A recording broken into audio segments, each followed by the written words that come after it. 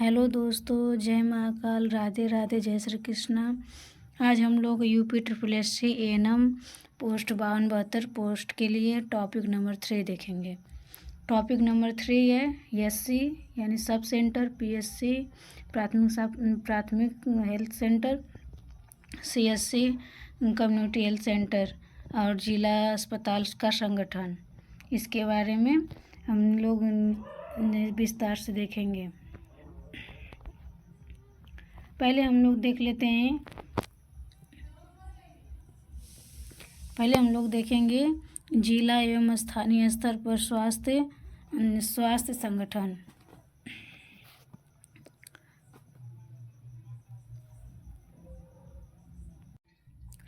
जिला स्तर पर भी राज्य स्तर के अनुरूप स्वास्थ्य सेवाओं के संगठन में भिन्नता देखने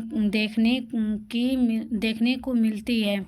जिले के मुख्यालय पर जिला चिकित्सालय होते हैं। ऐसे कहने का मतलब है कि दोस्तों से कह रहा है कि जिला स्तर पर भी, जैसे कि जो राज्य स्तर पर जो चिकित्सालय होते हैं, उसी तरह जिला स्तर पर भी जो चिकित्सालय होते हैं उनमें भी भिन्नताएं देखने को मिलती हैं। इनको प्रमुख चिकित्सा अधिकारी या जिला चिकित्सा अधिकारी संभालते हैं। ये चिकित्सालय हैं, इनकी देखरेख या तो प्रमुख चिकित्सा अधिकारी करेगा या जिला चिकित्सा अधिकारी करेगा। जिला स्तर पर नर्सिंग सेवाओं का अलग से संगठनात्मक ढांचा उपलब्ध नहीं है। आगे हम लोग देखते हैं दोस्तों, महिला स्वास्थ्य कार्यकर्ता एएनएम ग्रामीण स्वास्थ्य सेवाओं की आधारभूत इकाई है।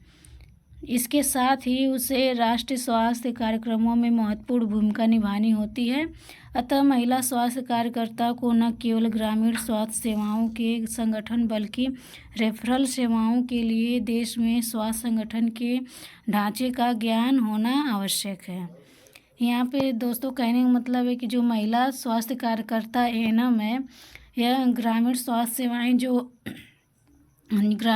सेवाएं जो प्रारंभ की गई है उसकी यह एएनएम एक आधारभूत इकाई है। इनके बिना जो स्वास्थ्य सेवाएं चल नहीं सकती हैं। इसलिए जो एएनएम बहनें हैं उनको महिला जो ग्रामीण स्वास्थ्य सेवाएं हैं और उन जो संगठन है और रेफरल सेवाएं उसके बारे में, और जो स्वास्थ्य संगठन का ढांचा है उसके बारे में अत्यधिक ज्ञान होना आवश्यक है। उस ज्ञान को जब एएनएम बहनें जानेंगी, महिला स्वास्थ्य कार्यकर्ता सही तरीके से उस ज्ञान होगा उसके पास, तो वह ग्रामीण स्वास्थ्य सेवा सही से दे पाएगी ग्रामीणों को। हम लोग आगे देख लेते हैं ग्रामीण स्वास्थ्य सेवाएं। ग्रामीण स्वास्थ्य सेवाएं क्या होती हैं? देश में ग्रामीण स्वास्थ्य सेवाएं प्रदान करने हेतु त्रिस्तरीय आधारित तंत्र है। ग्रामीण स्वास्थ्य सेवाएं प्राथमिक स्वास्थ्य देखभाल का प्रमुख आधार है। कहने का मतलब है कि दोस्तों ग्रामीण स्वास्थ्य सेवाएं जो उपलब्ध कराई जाती हैं ग्रामीणों को, वह स्वास्थ्य सेवा एक त्रि आधारित तंत्र है। यानी कि इसमें तीन स्तर पे स्वास्थ्य सेवाएं लोगों को दी जाती है। इसमें प्रमुख सेवाएं हैं प्राथमिक स्वास्थ्य देखभाल, जैसे कि इन सेवा जो ग्रामीण स्वास्थ्य सेवा दी जा रही है उसके आधार है प्राथमिक स्वास्थ्य देखभाल। आगे हम लोग देखेंगे, इन सेवाओं में सामुदायिक सहभागिता अत्यंत महत्वपूर्ण है। 1977 में प्रारंभ किए गए ग्रामीण स्वास्थ्य योजना में महिला स्वास्थ्य कार्यकर्ता एएनएम को स्वास्थ्य सेवाओं का ऋण कहा जा सकता है। कहने का मतलब कि जो 1977 में जब यह ग्रामीण स्वास्थ्य सेवा योजना प्रारंभ की गई, तो इसमें जो एएनएम बहनें हैं उनको स्वास्थ्य सेवा का ऋण माना गया कि इनके बिना जो एएनएम बहनें, इनके बिना जो स्वास्थ्य सेवा है नहीं चल सकती है, नहीं टिक सकती है, नहीं खड़ा हो सकती है। अब हम लोग आगे देखेंगे दोस्तों,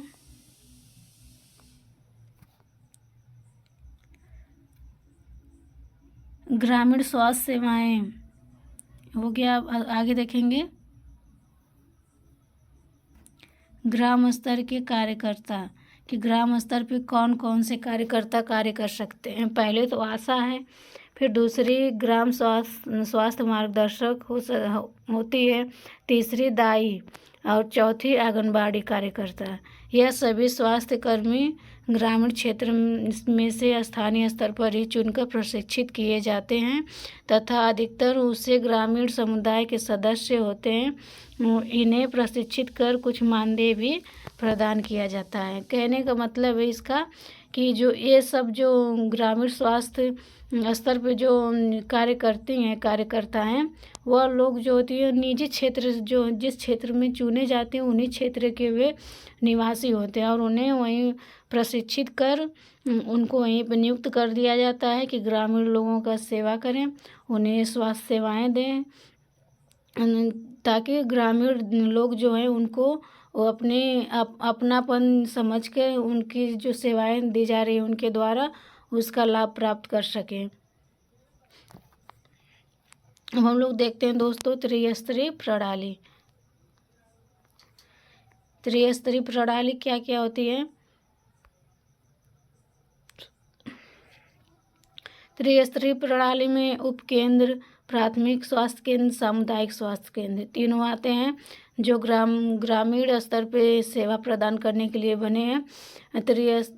त्रिस्तरीय प्रणाली में पहले हम लोग देख लेते हैं उपकेंद्र यानी सब सेंटर। सब सेंटर के बारे में हम लोग डिटेल में चर्चा कर लेते हैं। यह ग्रामीण जन समुदाय के लिए स्वास्थ्य तंत्र की प्रथम इकाई है। एक उपकेंद्र का गठन मैदानी क्षेत्र में 5,000 की जनसंख्या जबकि पर्वतीय क्षेत्र या आदिवासी क्षेत्र में 3,000 की जनसंख्या को कवर किया जाता है। कहने का मतलब है कि जो एक उपकेंद्र है ग्रामीण जन समुदाय के लिए जो स्वास्थ्य तंत्र बनाया गया है, जो ग्रामीणों को स्वास्थ्य प्रदान करने के लिए स्वास्थ्य सुविधा बनाई गई है, स्वास्थ्य इकाई बनाई गई, उसकी यह प्रथम इकाई होती है उपकेंद्र। उपकेंद्र के द्वारा ही स्वास्थ्य से जुड़ा जा सकता है। जैसे कि ये सबसे छोटी इकाई से कोई मकान बनाने के लिए उसकी सबसे छोटी इकाई होती है ईंट, उसी तरह स्वास्थ्य सुविधा प्रदान करने के लिए यानी स्वास्थ्य में बढ़ोतरी करने के लिए सबसे छोटी इकाई हम लोग मानते हैं उपकेंद्र को। उपकेंद्र से ही स्वास्थ्य सेवाएं प्रारंभ की जाती हैं। यह उपकेंद्र जो है जो मैदानी क्षेत्र होते हैं यानी शहरी लोगों की जनसंख्या 5,000 की जनसंख्या को कवर करती है और जो पर्वतीय क्षेत्र या आदिवासी लोग होते हैं वहाँ की 3,000 की जनसंख्या को कवर करती है जो ये उपकेंद्र है एक उपकेंद्र में। अब हम लोग देख लेंगे कि उपकेंद्र में स्टाफ या कर्मी कितने होते हैं कि यानी कि एक उपकेंद्र में जो कार्य करने वाले स्टाफ होते हैं वह कितने होते हैं। तो उपकेंद्र में कार्य करने वाले 3 स्टाफ होते हैं। उसमें से पहले बहुउद्देशीय महिला स्वास्थ्य कार्यकर्ता जिसको एएनएम कहते हैं, दूसरा बहुउद्देशीय पुरुष स्वास्थ्य कार्यकर्ता एक, एएनएम एक, बहुउद्देशीय पुरुष स्वास्थ्य कार्यकर्ता भी एक रहेगा। उसमें एक रहेगी स्वयंसेवी कार्यकर्ता यानी कि दाई या सफाई कर्मी कह सकते हैं। सब इनको मिला के 3 वहाँ पे उपकेंद्र पे कार्य करने वाले होते हैं स्टाफ। अब अगला हम देखेंगे दोस्तों उपकेंद्र का पर्यवेक्षण यानी कि उपकेंद्र किनकी देख रेख में रहता है, उपकेंद्र का देखभाल कौन करता है। तो उपकेंद्र यानी 6 महिला स्वास्थ्य कार्यकर्ता अर्थात 6 उपकेंद्र यानी कि जब एक उपकेंद्र में एक महिला स्वास्थ्य कार्यकर्ता है तो 6 उपकेंद्र में 6 महिलाएं होंगी। तो जो 6 उपकेंद्र होता है उसका निरीक्षण एक एलएचबी या एक महिला स्वास्थ्य सहायक करती है। उपकेंद्र के कार्य, उपकेंद्र के कार्य क्या क्या होते हैं दोस्तों, इसको भी हम लोग देख लेते हैं। पहला इनके मुख्य जो कार्य हैं, पहला मातृ एवं बाल स्वास्थ्य की देखभाल, दूसरा परिवार नियोजन सेवाएं प्रदान करना, तीसरा टीकाकरण, इनका यह मुख्य कार्य है। अब हम लोग देखेंगे कि उपकेंद्र पे जो कार्य करती है महिला स्वास्थ्य कार्यकर्ता एएनएम उसके क्या क्या कार्य हो सकते हैं।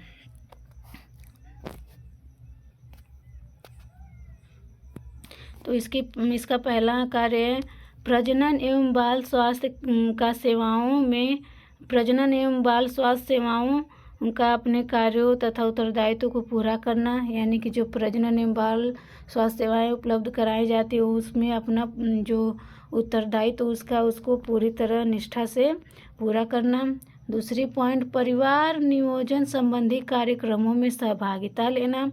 जो परिवार नियोजन कार्यक्रम चलाए जाते हैं उसमें जो अलग और अदर स्टाफ है उनका सहयोग देना, उसमें सही से साझेदारी करना, यानी कि अपना भाग देना। तीसरा,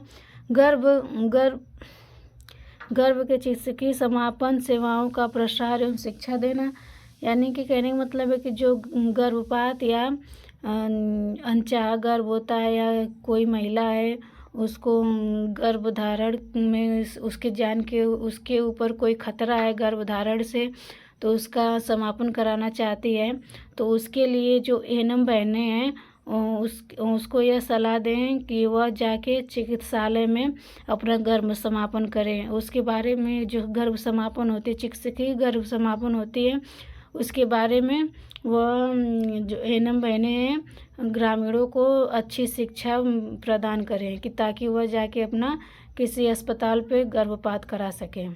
अगली पॉइंट, पोषण संबंधी कार्य एवं शिक्षा प्रदान करना।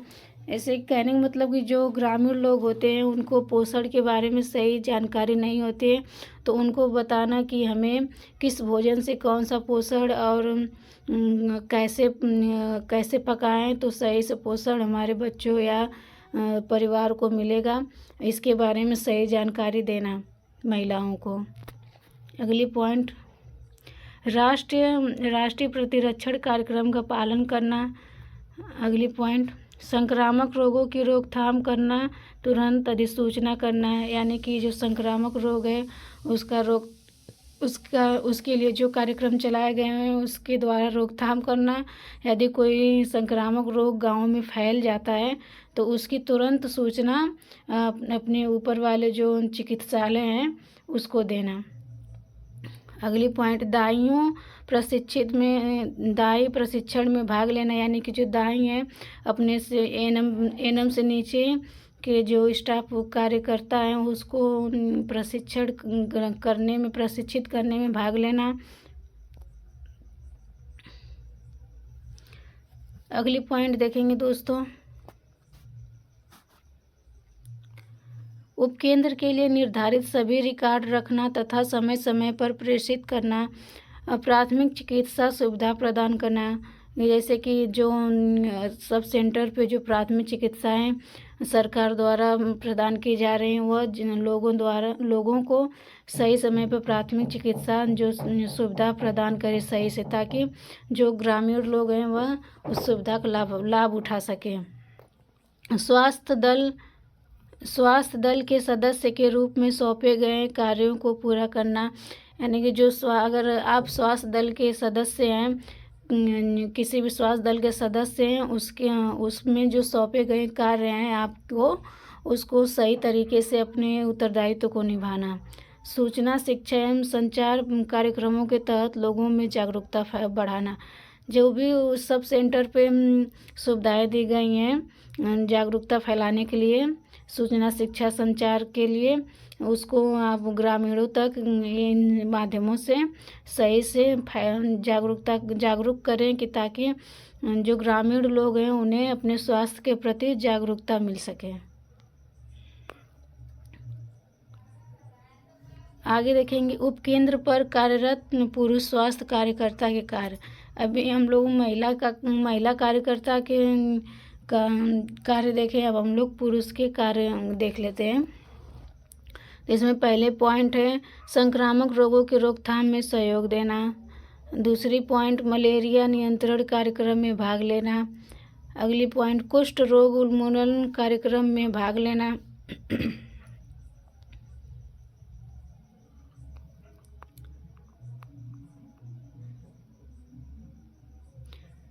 क्षय रोग नियंत्रण कार्यक्रम में भाग लेना। व्यापक टीकाकरण कार्यक्रम में महिला स्वास्थ्य कार्यकर्ता तथा स्कूली बच्चों के टीकाकरण में स्वास्थ्य सहायक को सहयोग देना है, यानी जो व्यापक टीकाकरण है उसमें महिला स्वास्थ्य कार्यकर्ता टीकाकरण कर रही है, और जो स्वास्थ्य सहायक है उस स्कूली बच्चों को टीकाकरण कराने जा रही है, तो उसमें जो पुरुष स्वास्थ्य कार्यकर्ता है उसको अपना पूर्ण सहयोग देना। परिवार नियोजन कार्यक्रम में सहभागिता दिखाना, अपना जो परिवार नियोजन चलाई जा रही है कार्यक्रम उसमें भी सहभागिता दिखाना। प्रजनन एवं शिशु स्वास्थ्य कार्यक्रम में प्रजनन संबंधी सभी कार्यों में महिला स्वास्थ्य कार्यकर्ता को सहयोग एवं शिशु स्वास्थ्य सेवाओं में सक्रिय भाग लेना। पर्यावरण स्वच्छता को बढ़ावा देना। अगली पॉइंट, सूचना शिक्षा एवं संचार कार्यक्रम के अंतर्गत लोगों को जानकारी पहुंचाना। अगली पॉइंट, प्राथमिक उपचार करना। अगली पॉइंट, गंभीर मामलों में महामारी की आपात सहायता की व्यवस्था करना। और लास्ट पॉइंट है रिकॉर्ड का संधारण करना, यानी कि जो रिकॉर्ड है सब सेंटर पर उसका सही से रख रखाव करना। अब हम लोग दोस्तों यहाँ पे जितने भी मेन पॉइंट थे उसके बारे में डिस्कस कर लिए। आशा करती हूँ कि आप लोगों को ये सब समझ में आया होगा। और इसके आगे की जो टॉपिक है पीएससी यानी प्राथमिक स्वास्थ्य केंद्र, उसके बारे में हम लोग कल चर्चा करेंगे। अगर वीडियो आप लोगों को अच्छी लगे तो वीडियो को लाइक करें, चैनल को सब्सक्राइब करें। Thank you for watching.